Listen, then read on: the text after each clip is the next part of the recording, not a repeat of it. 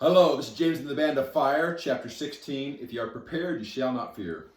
The rest of the day had been uneventful, other than multiple encounters in all their classes with the new redhead student.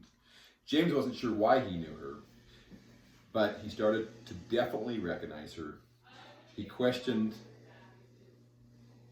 questions were answered quickly, however, when they were asked by Master Bell to communicate or to concentrate on communicating with a family member in their basic communication class.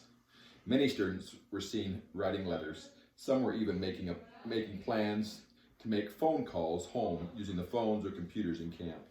But others were sitting with their eyes closed, concentrating on using their Titan skills of telepathy. It was at this point that James closed his eyes, forgetting about the new student, and started thinking about his father. He was blindfolded again, but Camilla was underestimating his senses once again.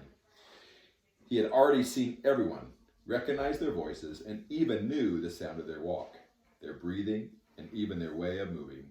Although he couldn't see, he knew everything about what was going on around him, who was there, and where they were. Based on the very humid climate and the roaring waterfalls heard in the distance, he recognized their location as the eastern shores of Iguazu Falls. They were located in a large army-style tent with two large central poles and doors on either side.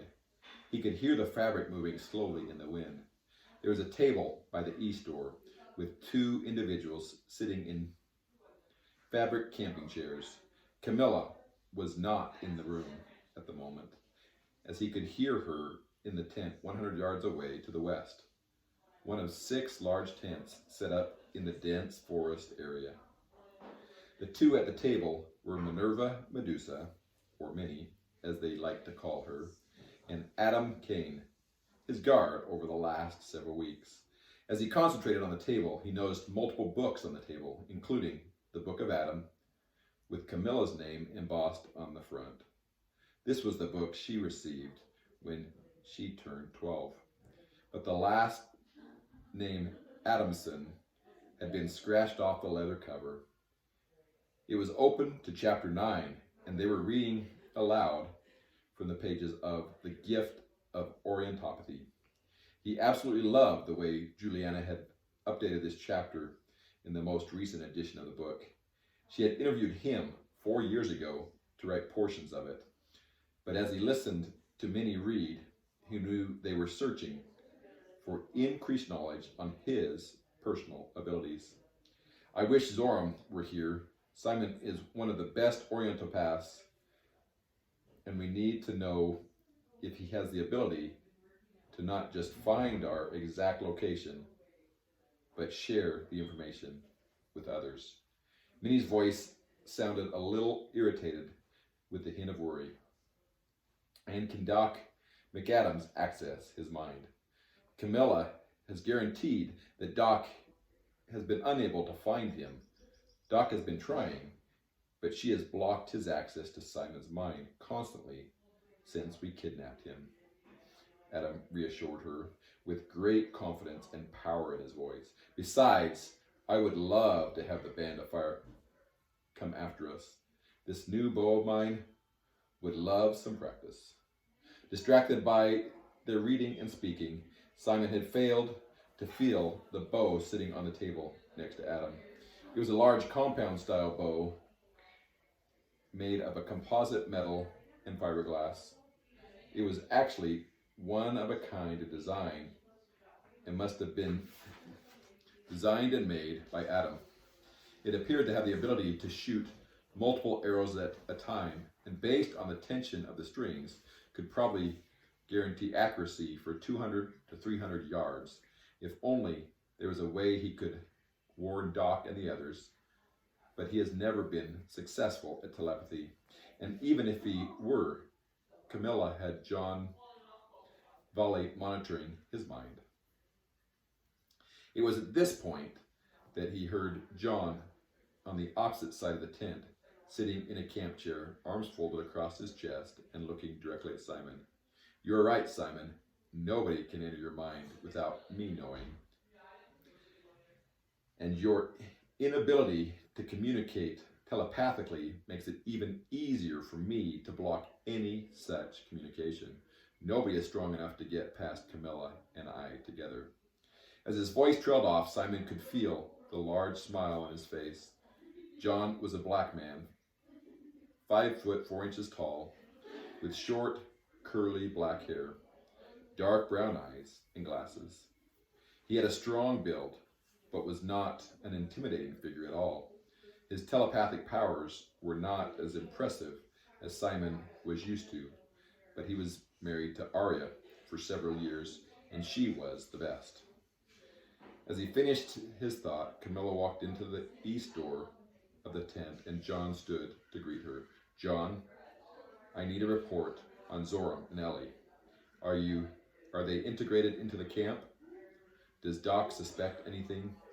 As I searched Doc's mind, he was relieved to have Zoram come to teach the Orientopathy class.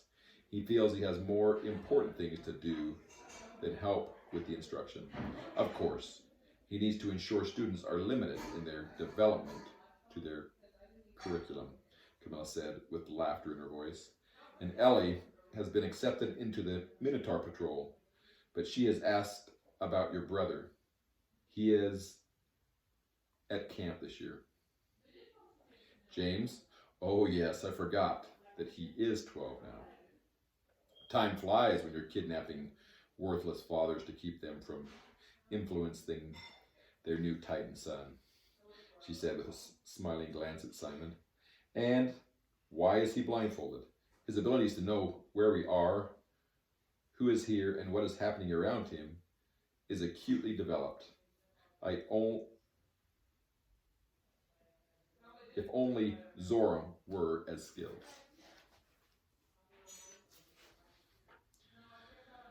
With that compliment, Simon noticed he was sitting on the hard ground, but sensed multiple chairs spread throughout the room and a cot about 2 feet to his left where he had slept last night. Yes, he knew exactly where he was, with or without the blindfold. And he even knew exactly where every individual was standing in camp. There was a noticeable absence of Zoram and Ellie. Minnie immediately rose and walked toward Camilla. I feel better with him blindfolded. I don't like seeing his eyes. Don't like having him watch me. He seems to look right through me when he looks at me. But the real reason is that I recognize my father's hatred in those eyes. If you want me to not kill him, he will need to be blindfolded in my presence. The anger and hatred in her voice was unmistakable. To that, Camilla started laughing. Oh, that makes sense. You are having pity on him. Well, there will come a time when I will remove the blindfold and allow you the privilege. For now, I want him alive. The vision faded as James' heart was beating out of his chest.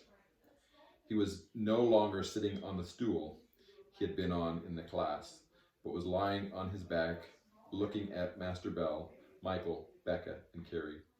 Are you okay, James? Master Bell asked carefully. What were you seeing? I couldn't get into your mind. I was being blocked. What's happening? Why were you on the ground? Not exactly sure, ma'am, James lied. Can I go speak with Master Doc McAdams? I've been having these fainting spells since getting to camp. I want to know if he thinks they may be related to the classification test he put me through. Master Bell smiled suspiciously and again agreed. That would be fine. I will let him know you are coming. He is currently in his cabin. Becca, Carrie, and Michael all looked at James, but he did not return their gaze. He just turned and walked out. He even felt Becca trying to enter his mind to talk, but he blocked any access and was a little surprised that he could. He knew he would have to explain to her later, but it was very important that Master Bell not know any more than she now did about what he was thinking. James walked away from the class and out of the beautiful cabin, not even looking back. He needed to talk with Master Doc McAdams and get his insights and help. James was hoping he would know what to do. Immediately upon leaving sight of the others, he ran to Master McAdams' cabin. This was very important. As he raced to the cabin, he was hoping that Master McAdams was there and that it wouldn't be too much of a surprise for him to arrive instead of attending class. These concerns were alleviated, however, when he arrived at the cabin door and it opened without James even knocking. "Come in, my boy. I have been waiting for you. Master Bell sent ahead that you would be coming. Besides, I have been watching you since you came to camp." As James entered, he saw the characteristic smile and deep blue eyes looking intently at him. "So what brings you here? We know it isn't the fainting spells you claim to be having, because you know what those are." Again, he stopped with a smile. "I missed Helly the other night on my midnight run. She is always a joy to have around, and she and Felicity have become fast friends. You know that Phoenix are great judges of character, right? Wait, Helly is with you when she goes out at night?" "Yes, I love those midnight runs. I learned while I was here as a student that midnight is the best time to be alone with your thoughts, or even better, to develop your concordant skills, especially if you can get to a cave or other specialized structure that limits the prying eyes or minds of other teachers here. It was the only way I could develop my skills when they were worried about my growing strength. I have wondered where she was going and when she sleeps. Well, you have a lot to learn about phoenixes," Master McAdams said with a smile. "Phoenix thrive in night and gain strength and even rest through flight. The cool night air seems to augment the fire within and produces greater rejuvenation for the phoenix fire than any sleep could ever do. Having them with me at night seems to give me the same strength and power. As I learn to harness their healing power, I need less sleep and can accomplish more throughout the night. That is why they produce light in the darkness. That very light has rejuvenating power for the mind and body of any in their presence." James wanted him to continue, but he stopped suddenly. "But that is not why you are here. James, my boy, what can I do for you? How can I help you this fine day?" Immediately, his mind started to race through the vision he just had, as if in fast forward. He saw Minnie and Adam sitting at the table, his father on the floor, Camilla coming into the tent, and everything seemed to repeat at a very high rate of speed. Before he could start talking about what he had seen and was seeing again very quickly, Master Doc McAdams started speaking. "I know about the Order of the Kraken," he said, with a slight twinkle in his deep blue eyes. "And there is more to the Camilla story than you yet know. As for Minerva Medusa, she's planning to sneak into camp this summer, something we are on the lookout for. Adam is a very talented Titan, but his parents have never forgiven me for expelling his older brother for killing the wolf, separating the girls' and boys' tents in the Centaur camp. He is currently in prison for attacking a police officer that same summer when he was pulled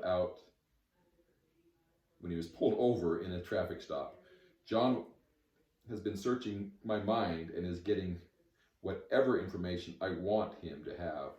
Camilla has always underestimated my abilities, but my dear friend Arya taught me all when I was a student.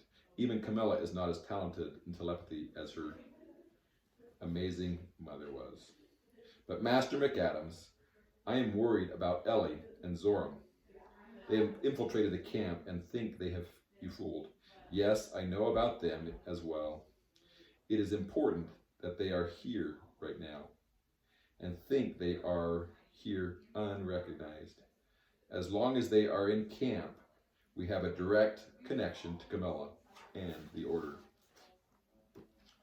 But they want to teach things in a different way and draw students to join their order instead of staying with the Band of Fire. Let me tell you a story. As Master McAdams paused, James realized another lesson was about to be shared. There's a story I was told when I was just a young Titan. A farmer was getting old and was having a hard time keeping up with the farm since his children had moved away. He had worked the farm his whole life, but now the work was too much for an old man by himself. As he discussed the problem with his wife, they both felt that with the children all moved away, it was important that he find some help. So he left his wife on the farm that morning and went into town to sell his crops, but also to find an individual to help him with the work. As he arrived in town, he was looking for help, but not many individuals were interested. As he asked around, the baker recommended he ask the young man working cleaning the street. The farmer thought he looked a little young, but decided to ask him some questions. Well, young man, I am looking for help on my farm and would be interested in hiring you. Why would you be a good farmhand for me? The young man smiled and responded, I can sleep through the night. The farmer looked at the boy in surprise and decided the answer didn't make any sense. He walked away and began to look for anyone else to hire. When no one was available, he decided to offer the young man a job. He could tell he was a hard worker, just a little eccentric with his answers to the question asked. But he really needed help. Over the next several weeks, they never talked again about the answer the young man gave to the old farmer's question. In fact, the farmer didn't even think about it. The young man was, however, a very impressive worker and was very good at helping around the farm. After weeks of work, the farmer continued to talk to his wife about how great this young man was. I couldn't ask for a better worker. He is an amazing help. That very night, as the farmer was awakened from sleep with the howling wind outside, he sat up in bed with a start and knew he needed to get up. Hopefully, the young man heard it too and would join him outside. There was always lots of work to do before a major storm like what was coming. He ran from his bed and raced outside to find the young man nowhere to be seen. He would have to talk with him in the morning because the storm could be seen in the distance and there was no time to go get him. His biggest concern was the animals. If they got out in the storm, they would be injured and probably lost to the farm. He ran to the barn to secure the animals first. As he reached the barn, he noticed all the animals were inside the barn, and the barn doors were not just closed, but were also secured. A wooden log was even propped against the doors to ensure it didn't blow open, and the gate from the pasture was tied closed with a rope. That is interesting. I don't usually do that at night. He then ran around to the barn, to the hay. Since the animals were okay, he wanted to ensure the hay didn't blow away or get destroyed in the rain. As he reached the haystack, the hay was all carefully stacked against the back wall of the barn, and a large tarp had been placed over the hay and secured in place with ropes that were staked down. The tarp was so secure that there was no possible way for the hay to be harmed in the storm. The farmer was dumbfounded. As he thought about what he had seen, he moved a little slower now and headed to the orchard portion of the farm. He had new small trees that they planted this year. He knew they were not yet strong enough to weather the storm. As he approached the trees, however, he noticed strong metal stakes on either side of the tree with bands used to prop up the trees in the wind.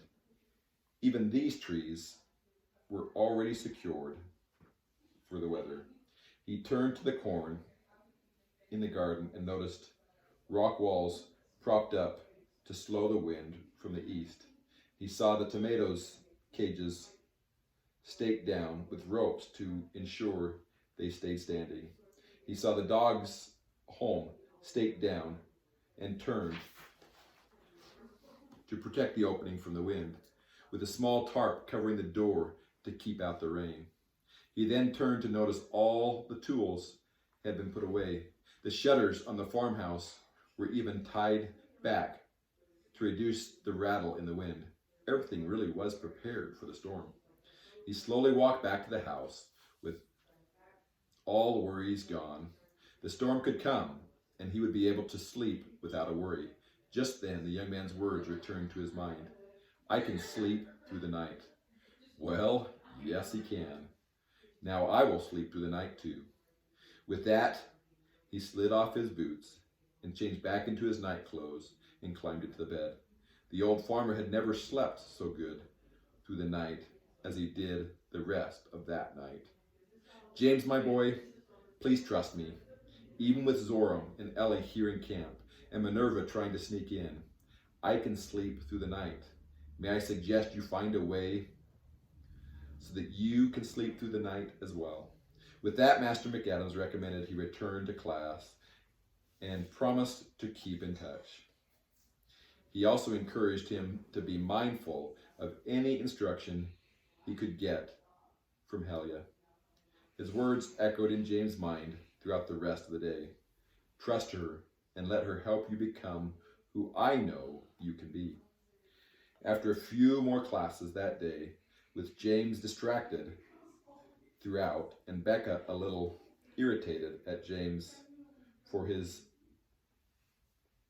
distraction, they were released to dinner in the great hall.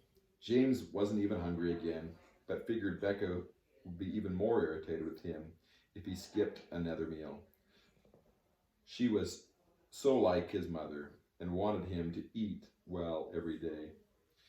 He could even see the joy in her eyes when he agreed to go with them to dinner, since he was missing dinner almost every other day right now. The great hall was bursting, and the teachers were all at the head table as usual. Master McAdams, however, was not there, but was walking around the hall talking with students. Often during meals, he would go from patrol to patrol, table to table, seeing how everyone was doing at camp. He seemed to relish this interaction with the young Titans. Sometimes during meals, he would even sit with students and eat his meal while talking with them. James thought this may be one of those days. He was really surprised, however, when Master McAdams walked up to Becca and asked if he could join them at their table. Well, sir, it would be our pleasure, she said in a rapid, high-pitched voice. Her excitement oozed from every word. Carrie's eyes grew large with surprise, and James could sense almost a fear in her. My dear Carrie, Master McAdams started, I have been dying to talk with you. I have great respect for the work of your father. He was one of the great ones. His undercover work with gangs and his fight against gang violence is very well known. He was natural born, sir. How do you know about him? You don't need to be a Titan to be a hero. Your father is one of my heroes. because he stood up for truth and righteousness. I hope to help all you Titans have the same ability to stand up when the time comes. James could feel the pride rising up in Carrie's heart. Master McAdams was truly a master at working with people. Why did he fail so completely with Camilla? Doc McAdams looked over at James with a smile and continued, "And Michael, I am very impressed with your ability in orientopathy. Rarely have I seen one so skilled at an early age. You remind me of my good friend who attended camp with me many years ago, Simon Adamson. You knew him when he was a student? Was he always such a good orientopath? Nobody starts out with all the skills, but he loved to play games. His ability to turn using his skills into a game became very helpful for the rest of us in at least improving our abilities in orientopathy and other Titan skills." James could now feel Becca almost asking for attention, a sensation apparently not lost on Master McAdams. "Now, Becca, you're James' best friend, right?" James saw pride rise up in Becca's eyes. But before she could answer, Master McAdams continued, "I need you to help him develop his skills as a concordant. Even though we no longer frown on the classification of concordant, it is still a very dangerous designation if not developed properly. I need you, with your special knowledge and skills, to prepare him for a rainy day. Prepare him for whatever storm may be coming in his future. We all run into storms, and I am sure James will have his share of storms coming his way." The conversation continued for a few minutes as he asked each of them about themselves, their families, and how camp was going. James noticed he focused on each of the three as they talked, but he only talked to James in passing. Although he was not sure why, he was impressed all the same with his ability to talk with and listen to the others. This was another skill James was going to need to develop if he wanted to be a successful concordant like Master Doc McAdams. As the meal concluded, the conversation was brought to a close. Master Doc McAdams excused himself and went to the head table again. There he stood and called everyone's attention to him, and he began to speak. "I have many responsibilities here at camp. Since camp started this year, I have been unable to be of assistance to each of you as I so desired. In fact, I have been very busy and almost distracted teaching orientopathy classes and even map and compass classes. I love to teach. I love working so closely with each of you, but that is not where you need me. I am therefore excited to announce that we have hired a teacher for the orientopathy class until Simon Adamson is able to return. May I introduce to you Master Zoram Balchazar, a 5'8" dark-skinned man with brownish-yellow eyes stood to Master McAdams' far left. He had broad shoulders, strong arms, strong hands, and long brown hair down to his back, and a long brown fluffy beard and mustache. James immediately recognized him and knew he had seen him before. "Thank you, Master Doc McAdams. It is my privilege to be here to help train our young Titans. And a special thanks for allowing my daughter Ellie to join the Minotaur Patrol without an invitation. Many of you know that we only invite 12 Titans each year, the cream of the crop, to join the band of Titans. Thanks for letting Ellie be number 13 this year. She has already enjoyed greatly her time here. We won't let you down." He then sat down, and Master McAdams stood again to excuse each patrol, table by table, to return to their camps.